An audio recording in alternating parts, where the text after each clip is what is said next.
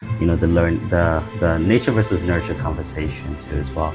But besides that, I'm a father of two. Well, So you know it. I'm gonna pick on one of them. Let's do it. You talked a little bit about building bridges in communities, and I could just hear it in your voice and your eyes light up when you said that. And what I really want to talk about is EDI. Oh, we need to find a black man today to fill this role. What do our talent pipelines look like? Are they diverse enough that they encourage? Welcome, everybody. My name is Ryan Chandra, PeopleWise Solutions HR founder, and today I'm joined with guest Basil, Onyia, in the capital of beautiful British Columbia, Victoria. We are talking a little bit about inclusive workplaces today, and specifically, before I get to dive in, I'm going to say a little bit of what I learned about Basil over the last little bit. He's a manager of people ops and development. Earlier this year, he was awarded the 2025 Year HR Spotlight Award, among a few other colleagues. I've actually had the pleasure of seeing Basil facilitating CPHR events, webinars, professional development opportunities, and come to really respect and admire what Basil brings to the table. What I've learned also from your LinkedIn profile is that you're an active mentor in your community and that you support the big brothers and big sisters of Victoria. That's right. Awesome. You got it. So that's a little bit about what I know about Basil and how I've come across you. I would love to know a little bit about yourself. What would you like the audience to know about Basil? What you stand for, who you are? Oh, yeah. Very cool. Tell us a little bit about yourself. Definitely. Hey, folks. Well, Basil, like Ryan said, is the name. And something more to add is maybe just my journey. I am originally from Nigeria and West Africa. Spent about 10 years in the USA and then moved to Canada. So our conversation today is perfect because I've been part of multi-cultures, people's walks of life, and kind of diving into the space of learning how people tick and what makes them different, and how economic and social factors kind of dive into people's walks of life. The nature versus nurture conversation too as well. But besides that, I'm a father of two. Well, almost two. 1.5, 2 cooking at the moment. So super excited. In a couple of weeks here. I'm a people connector. That's one thing I am. And a bridge. I love to build bridges between people and their communities as well. And so that's where I am. Awesome. I love it. And you touched on a couple of different elements there. Nice little hooks. You know it. I'm gonna pick on one of them. You talked a little bit about building bridges in communities, and I could just hear it in your voice and your eyes light up when you said that. Tell me about the world of, one of the mottos that we have at PeopleWise Solutions is creating workplaces that you can be proud of. And as we look at inclusive workplaces, it's all about building bridges. That's right. Talk to me a little bit about what kind of what path took you to kind of lead you down that pathway. Oh, building bridges or my career, building bridges. It's I feel like for me, it's inherent in my nature of who I am. Especially because human resources wasn't the original path for me. I started off with a background in criminology, legal studies, and social welfare. Okay. And the goal at that time was to go into law enforcement before law school. And really, my goal for law enforcement was looking at the communities and what was happening back then was being a bridge between, hence my social welfare, social work background, was between law enforcement and the community and strengthening that bond deeper. Okay. And hence the bridge, right? Yeah. Absolutely. And even my thoughts of law school was, okay, I want to be a child lawyer or a guardian ad litem is the word for it, and really build bridges there and connect and make sure kids are more taken care of. Anyways, so switch careers, life happens in the States, and I decided to, where does my interest lie in, and what really is, inherent to my nature. And I dove into human resources, learning about it, and still the same thing back then. When I first started off learning, there was the disconnect between businesses and human resources. And it was HR wants to be at the table. Business is saying, well, HR needs to know the business. I was like, okay, I'm gonna be the bridge again, and I would love to be the bridge. So I did an MBA and then specialized in HR to get that business acumen, couple it with human resources, and be that connection. Awesome. And that's kind of what I've done today in both my personal and professional life is, so that's kind of how the bridge started. The bridge has always been there for me. I've just find different ways of bringing it to light. I love it. And what really resonates is you mentioned how people tick and some of the community advocacy work. little fun fact about me is I actually went down that same path. I was in cool. post-secondary and taking a look at career choices at the time. And it's funny how we landed into HR. Hey, of all disciplines. Ended up getting my BA in psychology. And I was talking to a career counselor. I was like, what can I do with this? Where do I go with this? And law enforcement was actually an avenue that I was exploring. To your point, life happens. And unfortunately, it wasn't a path that I pursued any further. But human resources was next on the list. And that is, I feel, exactly like you said, if you're able to connect with people and you're looking to make a difference and build bridges, what better career path, and how rewarding has it been for me 20 years later? How long have you been practicing? 10, a little over 10. Wow. So yeah, I'm getting there. Yeah.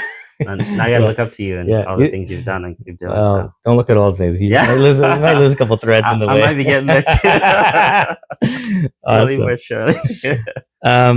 So the crux of our conversation today is really about building inclusivity at the workplace. And what I really want to talk about is EDI. Now, EDI, equity, diversity, inclusion, means a lot of different things to a lot of different people. Today's episode, I really want to focus on the foundation, really from the ground floor up. For anybody that's tuning in, you may have heard of this, you may not know what it's about. What are some things that I could do to implement in the immediate? And we'll get to that. But first, I want to start off with, what does EDI mean? In layman's terms, in plain English, when you hear EDI, what comes to mind for you? To keep it simple in one sentence, is creating an environment where everyone can thrive.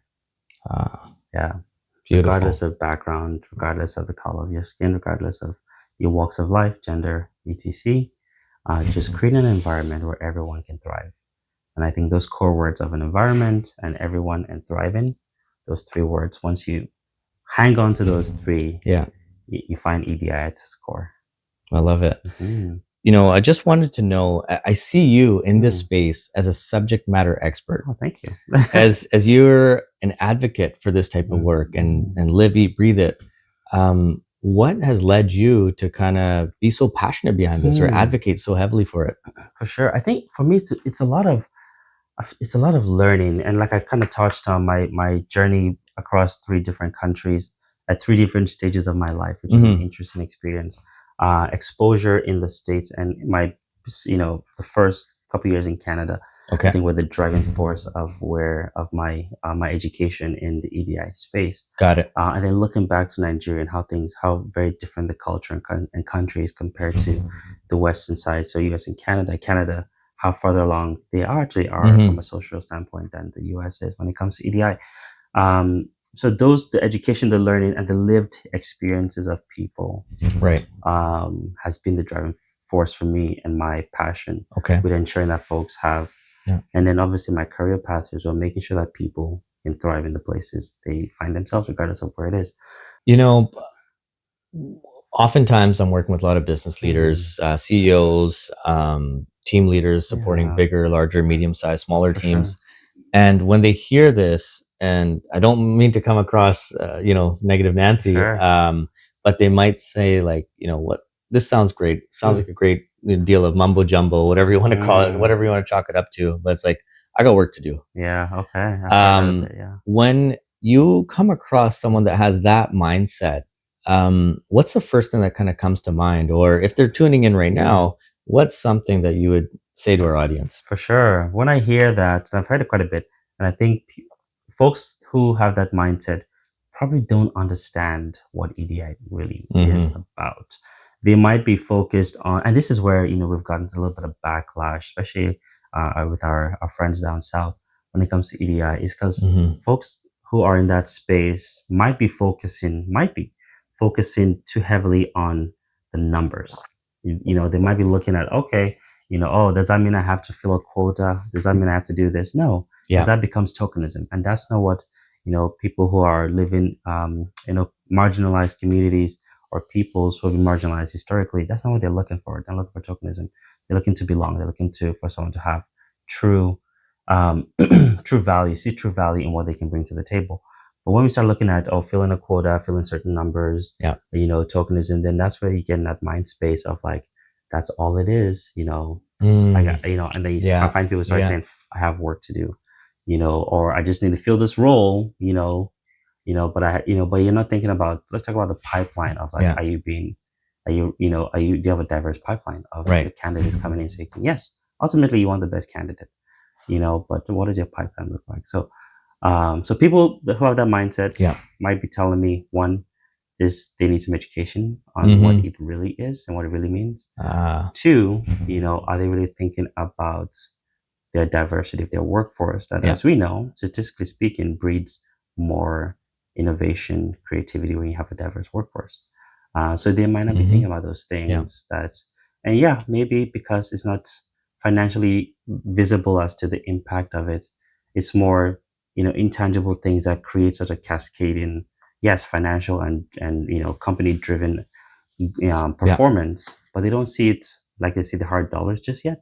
But it's probably twice as much if you really pay attention to how a company can grow. There was a study I was recently came across. I think it was McKinsey or Gallup. It Mm, was one of the bigger players, and yeah, they had mentioned there's a 36% higher chance of reaching the levels of profitability yeah, that their counterparts would have when they don't engage in such activities. exactly, So, exactly.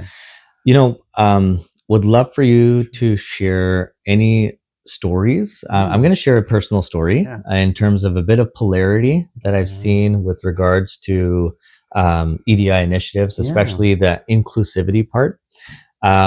I was at an organization mm, and they actually preached. They were actually on the front runner for some of the EDI initiatives some time ago, and as EDI initiatives were emerging. And as a result of this, I was all gung ho. I was drinking the Kool Aid, and I had my own instances of things that I was going through, and I was the only visible minority on mm, that team. And I felt like I was a little bit more of a junior compared to some of the more senior reps that were I was working with. okay, And the the term that comes to mind when I think the opposite of EDI is mm, imposter syndrome. mm, And I was qualified, I was well versed, I've had the experience, the education to back me up and yeah, support me in that role. And unfortunately, Sunday night rolls around and all of a sudden I'm crept up with anxiety. It's mm, kind of bubbling up. And then I'm at the office and I'm like, I'm walking on eggshells. mm, As a subject matter expert in the space, I know what I'm doing. I know what I'm known for, but I couldn't be myself. mm, To your point about innovation, when EDI is kind of on par, there was no innovation. It was just very transactional. I was really focused on just getting the job done and not making myself look bad, not making anyone else look bad, or afraid to make mistakes. And it's unfortunate when you're put in that situation, you're definitely not getting the mm, best out of your employees, mhm. let alone any sparks of creativity or innovation that may come along with it. And how do you think I felt in terms of being engaged with the employer Yeah, when I yeah, was going through that? for sure. So, I just wanted to share that story for a bit of polarity. So you see the opposite end of what it feels like. And with lived experience, Mm, I know how important these initiatives are. Would love to yeah. hear if you have any highlights or stories that come to mind in terms of delivering EDI, whether it be on the polar opposite side of Mm. things or done exceptionally well. Anything that come to mind? Yeah, a few things come to mind, and just kind of touching on what you mentioned. Maybe even the opposite. I'll touch on the opposite because it Yeah, might be an interesting take that I think your audience would love. yeah. It's so interesting. In my career, I'm usually either a few people of color, Hmm. or in my profession. In our profession, you find it's you know mostly women. Which my entire career has Yeah, been women, and I've loved it because I've built so much emotional intelligence, so much. I have a daughter, so like yeah. my exposure to being around some very powerful women has really shaped my perspective Mm. on life and what I see, which has been, phenomenal. I don't even know if I could even work with men anymore. Sorry, dudes. But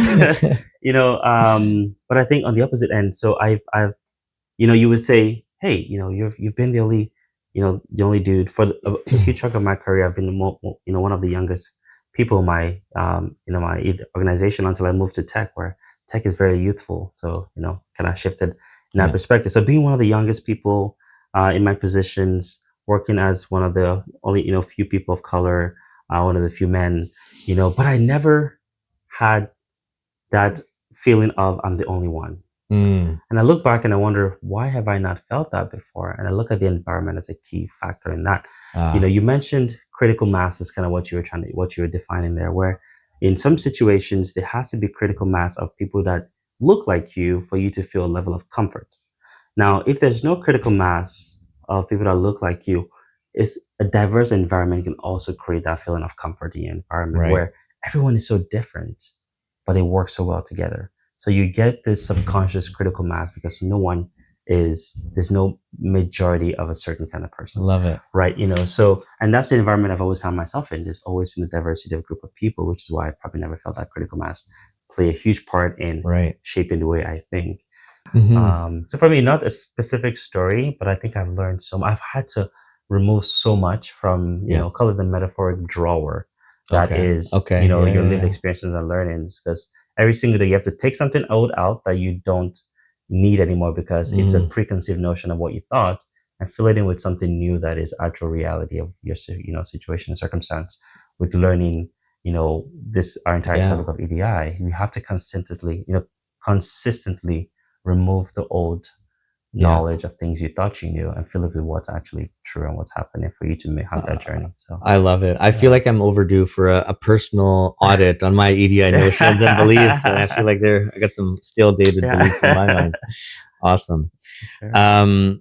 Really appreciate what you have to say, and perfect. Yeah. You know what? I want to talk a little bit about, for some of our audience members, shifting gears a little bit here, there might be some individuals that have embraced EDI from the get-go. I would say, if you think about it, EDI initiatives have been along since voting, right? Since the wartime, since Industrial Revolution, really, and how things have evolved since then. I would say in the last decade, maybe the last 2 decades, it's really starting to gain some mainstream traction. And when people are talking about it, when it's embedded in the workplaces, then it's like, actually, it's okay. This is something that's important. People are talking about. And I wanted to ask you a little bit about your personal take on how you've seen the evolution of EDI from the onset from like a couple of years ago to where it is right now. And what have you seen, and how have you seen it emerge? Any trends that you've seen, and right up until today? Definitely. Oh, great question. I feel like it's been ebbs and flows of, and let's just go back, 5 to 7 years. So to say, kind of a slow trajectory is kind of what I would use to describe it initially, of slow growth. I think I'm not exactly sure what happened during COVID, but it just kind of blew up. It just kind that's a catalyst. Up. Yeah. Just like many things have blown up pre and post COVID, but that also blew up, I think, and then more recently, within the last year, you're seeing this, especially with what's going on down south. You're seeing this kind of, everyone is kind of not questioning, but kind of tapering out. Okay, how much do we invest? How much do we? What's the right balance? What's the right balance of what's going on here? Is there still buy-in from organizations on EDI initiatives? What does engagement look like on that piece, right? So I've seen kind of like a slow and a spike, and then a pause. Let's reevaluate to what we really mean. And I think what's happening that kind of caused that pause was a lot of, not invalidated metrics put behind, but like unfair metrics that are put behind EDI initiatives. Right. So like I talked about quotas. I talked about specific, okay, we got to make sure we have this many people who, look like this. And I think that's not the way we should be looking at EDI.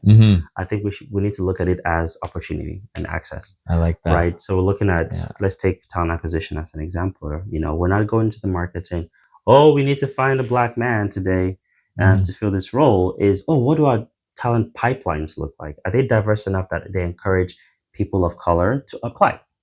Not just people of color, are they accessible enough, right, to encourage folks who have accessibility needs to apply and get to that into a talent pool? Are they diverse enough to encourage, because maybe it's a heavily man-dominated specific field, right? Are they diverse enough to encourage women to apply to as well? Not just looking at one particular type of person, and that's the journey that people don't look at. And ultimately, you want the right person for the role. Yeah.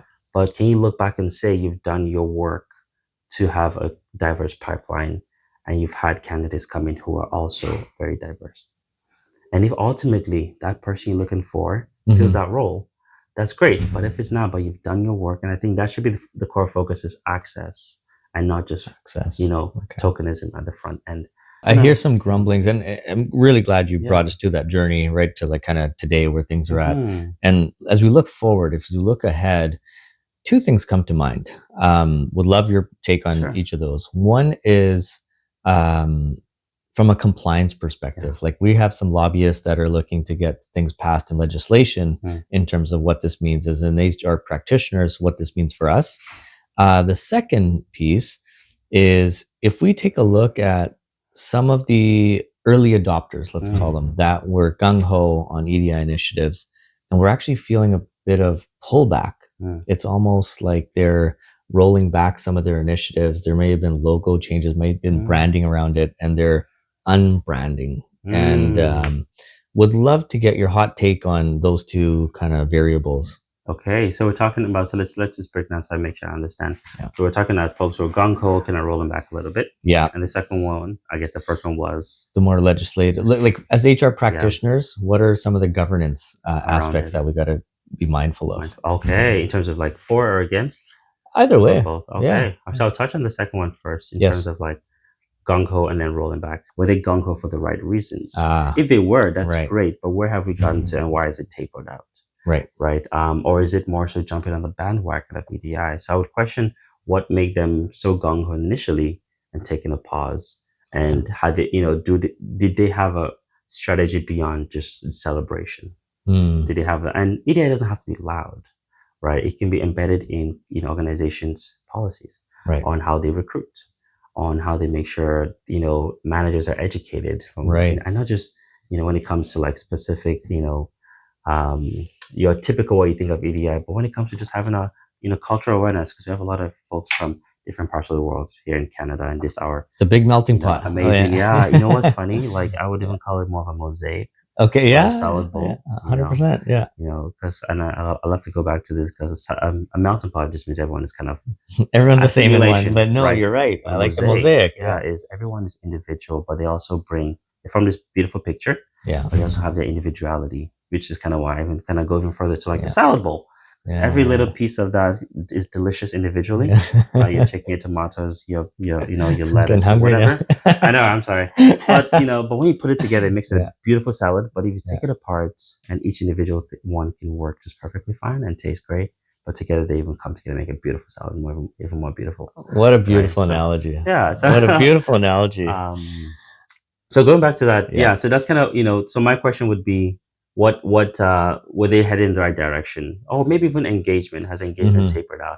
Why is engagement tapering out? And that has made them pull back on how gung-ho they were. So there's more questions than answers. Honestly speaking, because every situation is different. You've actually answered the next set of my questions I had. I was going to ask you, what are organizations doing that is right in the organization, and what are some of the things that are? And I feel like the wrong side of it is the tokenization, absolutely.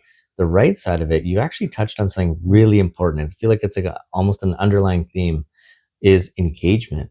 How important have you seen engagement in the workplace as a result of EDI initiatives bringing that up? I think my last few organizations I've been part of, it's been a huge part of it in terms of engagement from an EDI standpoint, and from like people, even something as simple as someone's culture being celebrated. When for example, when a few of our employees or for a few folks are going through Eid, for example, just like last time something we had done a couple of years ago was just educational what that is, and even moving something as simple as, and in my organization we had when Eid was going on and folks were fasting, right? One thing our operations manager and office manager did was move our lunch, our like organizations like monthly lunches, to a different date, because they knew that at that moment there were a lot of our employees who were fasting. And can you imagine fasting while someone is, while everyone's other people is feasting, right? Yeah. So that little tiny gesture means a lot to an individual, more than you would ever know. So engagement, is something that like you can measure it with surveys, but like in the moment, those little things matter more than the big extravagant showcases, right? So EDI is huge in terms of like driving engagement, driving loyalty, driving people feeling like they can belong in an Yeah. environment. And then when people feel they can belong and they want to do their best work because they're receiving a lot from their employers, Mhm. from their from people, they give so much more. They go above, just engagement to actively engage. And that's when they start speaking well about your organization, the Yeah. community. They start talking about your company and what you're doing, and then it creates a buzz and people want to work for you, your company. You know what I Absolutely. mean? Yeah. So engage. So in that piece of it, yes, EDI is such a huge factor for engagement, especially in a country like this, where Mhm. we're so diverse, where it really matters much more. And the one thing I'll add to that is if Yeah. you, for our listeners, our business owners, especially, if you have a customer service team Mm. that is, or any employees that are dealing with frontline customers, whether it's B2B, B2C, when your employees are taken care of and they feel good, that employee experience translate to a customer It experience. We were does. just talking about this Yeah, it in does. our last little bit. So It does. that's a huge Yeah, component. it's huge. Yeah. We talked about tokenism Mm. and we talked about the wrong metrics. Mm-hmm. Um, I've heard this age-old adage, and I think there's some merit to it, is what gets measured gets done. Mm. Now, if we take a look at the metrics side of EDI initiatives, I'd like to know from your perspective, because I'm going to take a step back here. Sure.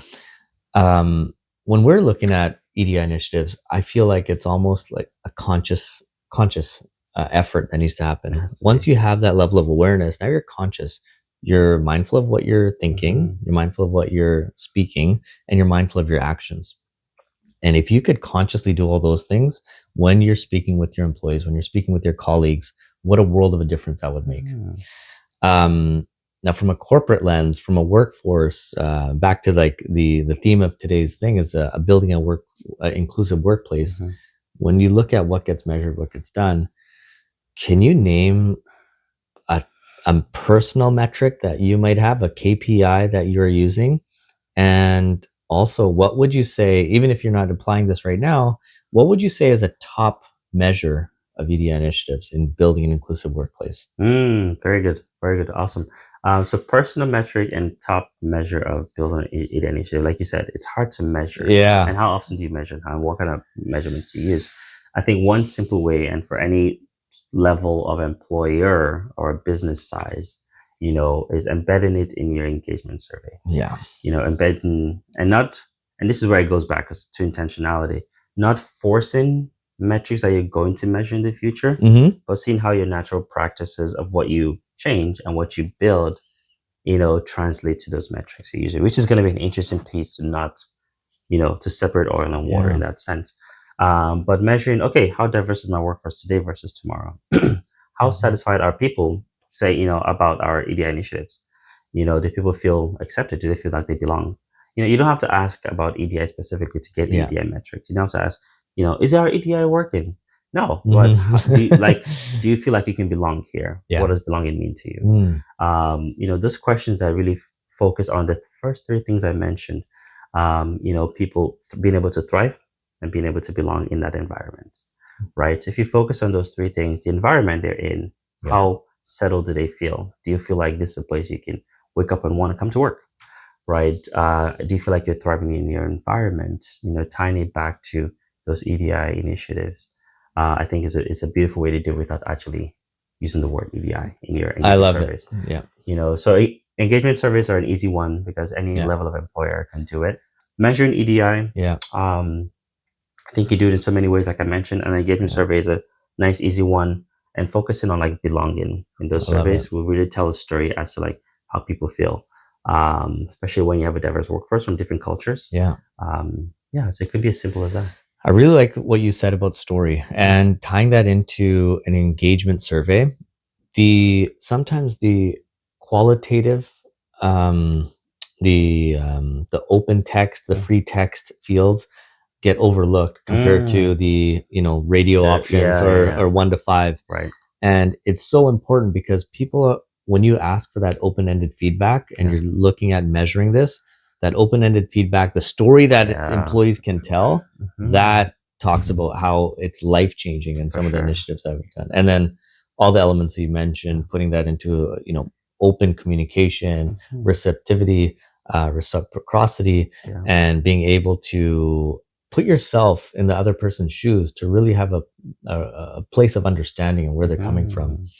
So really good, really good. I love that. On, on the opposite end, and I don't remember I shared a polar opposite story. I'm going to do the same here with this next question is when you think about, and we could even build on the tokenization of this initiative, but when you take a look at measurements, metrics, KPIs, where do you feel that employers get it wrong? They really feel strongly about this metric or this specific measure, and it's like, no, you got to take a step back. You're doing this all wrong. What comes to mind when you hear that? Yeah, and I think, we kind of talked about this later. I think the tokenism aspect is the piece where some employers get it wrong. Yeah. And I think that's kind of been the driving factor for like it being pulled back quite a bit down south. So I think that piece is what I would only focus on, is that aspect of like metrics that are not tied to genuinely results or genuinely building an environment where people thrive, and they're just tied to checking boxes. When you go from being intentional and genuine about the kind of environment you create, and you mentioned this, the way people show up translates to how they show up for your customers. And when you focus on like that experience, you focus on and believing in the power that comes with a healthy conflict built by diverse individuals and how that drives innovation and product development. Even to there's so many connections to the business world. How can you drive product development for your call it audience or your clients or customers that are a spectrum of people if your organization building that product is not representative of that people? Gotcha. Can you imagine a bunch of men trying to build product for women, for women's health or for women's attires or clothes? Like it just wouldn't work, right? So that's just a simple example. So I think folks focus too much on checking the boxes and results as opposed to the experience and the intentionality between the environment that they're creating and what it can breed, so to say. And that's that transfer that I would love to encourage folks to stop focusing on just checking the boxes and the numbers that come with it, but like a strategy is intentional. What's the intent? First of all, looking at what's their intent in wanting to dive into building an EDI strategy. What are they hoping to get out of it for the organization? Are they looking to build a better, organization that's more welcoming to people of different walks of life? Or are they looking to, be representative of their community, which should be important. An organization should be representative of what the community around them should look like. Are they looking to close gaps in their organizations, or are they looking to like build innovative teams that can actually have healthy conflict and not just groupthink that leads to products that fail in the future? The one thing that I'm taking away from that is there's got to be alignment. Because every organization, to your point, is going to have different strategies, different lines of business, different aspects, different ways they differentiate themselves in the market. That's right. Different ways to appeal to the diverse populace of their talent pool. And just as long as there is alignment with regards to their EDI initiatives, the metrics should emerge and really measure impact. So yes, alignment and buy-in, and I think you probably include that in that lump sum of like alignment, right? It's got to be buy-in from all levels of the organization. I love that. All levels of that. Usually you hear that it's buy-in from the leadership and then cascades down, but it's got to be bottom up too. So it's a two-way street. I want to take a little bit of a different route here. Let's do it. We talked a little bit about when we started off, you got a family, a growing family. Oh yeah. And I was just talking about authenticity in the workplace, and marrying these two concepts is not. It's a little bit harder than maybe most people think, and it really depends on how far along your career journey you are, how far along you are, even in maturity. I say for myself, and the reason I say this, and I promise it'll tie together soon, is as an emerging HR professional, when I was early in my career, I started off where I was a bit of a goofball and just clown on a personal front and doing things I really shouldn't have been doing. But then at the 9 to 5, when I was in the office, I was a totally different person. And it's weird how these two different realities have started to To emerge, praise themselves. and they've bridged themselves, right? And as they've emerged, I feel like I am starting to become this authentic, genuine person. And you get the same Ryan inside the workplace and outside the workplace. And for me, that becomes extremely powerful because now I don't have to second guess myself. I'm not worried about what I'm doing at work versus what I'm doing at home or vice versa. What you see is what you get. Yeah. And I'm the genuine, authentic Ryan. I feel it's no different for leaders that are preaching and practicing EDI at the workplace. If you're supporting an inclusive workplace, if you're having a level of belongingness, that kind of resonates. It becomes your DNA. And the way that's translated for me is how I treat people outside of work, the communities I engage with, the my wife, my children, and as we kind of take the next step into parenthood, I guess, and a lot of individuals are making that leap, or parents that are in the workforce already. How would you say inclusivity and belongingness at the workplace has transformed you personally or outside of your four walls at the workplace? Oh, it has transformed me personally outside the four walls. So speaking as from a parent standpoint, oh yeah, definitely. So I think this, and to your initial point of like the two worlds colliding, the virtual space, hybrid work, virtual work, globalization has made that so much more possible because our lives just kind of blend. Work-life balance is the core of that, right? There's a work and there's life, and those two things are not separate anymore. Right. But from an EDI standpoint and looking at, we talk about equity, diversity, and inclusion, talk about equity in the makeup of two different individuals. Someone who's either, a mom or a dad, or has, or a guardian and has kids they're looking after. What does inclusion and equity and diversity look like in their work? Right. How inclusive is the organization of the flexibility that they need to do childcare, to be a part of their child's life as they grow, to do those things or not, right? So that's the level of, we talk about EDI and we might be talking, someone might automatically think, oh, race, or they might think, oh, disability. But this inherently in this core, inclusivity also includes, someone who's a parent and someone who's not. How do you make sure they also feel like they can belong and they're not judged for having to leave early to pick up, and that flexibility of being able to leave early to pick up and then finish up the work afterwards what their schedule looks like, right? Obviously, every work and every organization is different, so bridging that gap between how does EDI show up as a parent, having flexibility is such a huge aspect, as much as possible. It's such a huge aspect of an individual, feeling like they can belong in an environment that gives them the space and time to do that, but also knowing that the work is getting done. Because I get it, business has to move. Productivity is important. Outcome, output, but I think that should be the measure and not are you at your desk. So I don't know if I answered your question, but maybe I just foundation. I actually like where you're going with this, and I'm going to tie it back to something you said earlier. When you're looking at EDI initiatives, how you got to get buy-in at all levels, and starting at the ground floor. How old is your child? 3. She's 3. Is she? Yeah. Okay. Yeah. So she's 3. What have you learned regarding EDI from her? Oh gosh. Oh man. You know what? So the first thing that I've learned from her is, and this is a huge one, is I need to change. Like I need to morph my expectations depending on the okay. It's like so different. I need to just take every single moment with grace. Every single moment. Patience. Yeah. That one is a big one. But also stepping into their shoes, right? So our perspective and kind of taking my experience from her into the workplace. Yeah. I might have a perception of how someone should show up, but how they show up is different. And asking the question, why are they showing up that way? And not judging the individual, but looking at like the environment they're in or the circumstances they're in more widely than I need them to show up this way. This is how they should show up. Yeah. You can't tell a 3-year-old to do what you expect them to do as an individual, as an adult.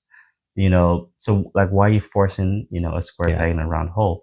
And anyone showing up, you look at, especially if it's someone, let's just take example, a different culture, and how they showed up to a certain situation, and then asking yourself the question, why did I expect them to show up this way? Right.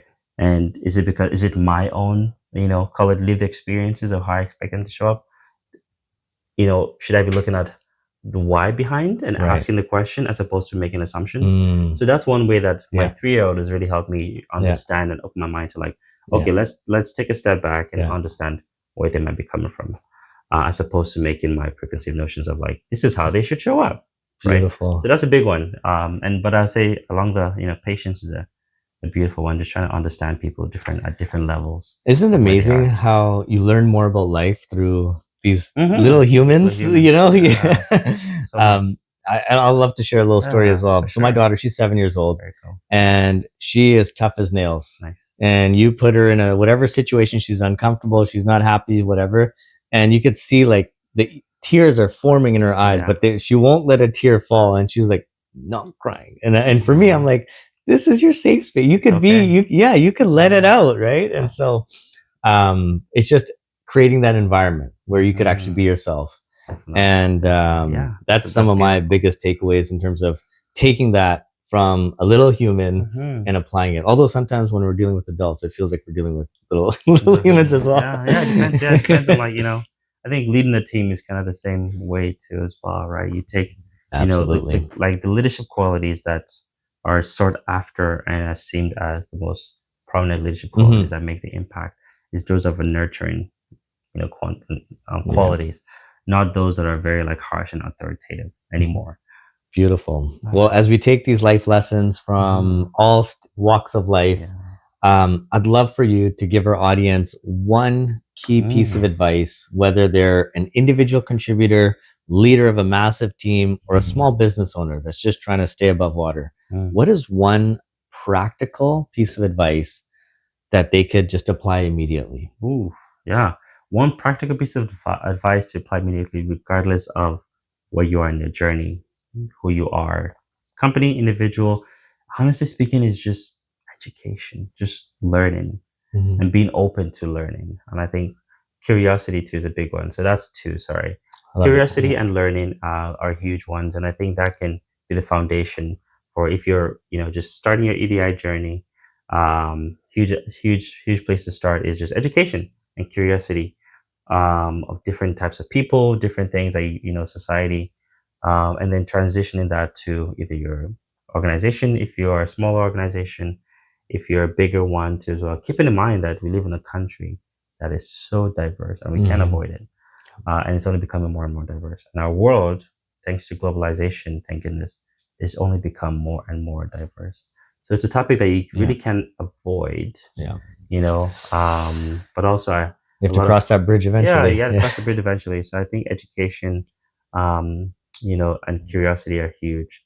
And keeping in mind that no one is perfect. We all make mistakes. We all fail. And what you do after that is what's more important. Beautiful. Basil, thank you so much. Appreciate your time, your energy, and your wisdom. Always. My pleasure. Thank you. Thank you. Thank you.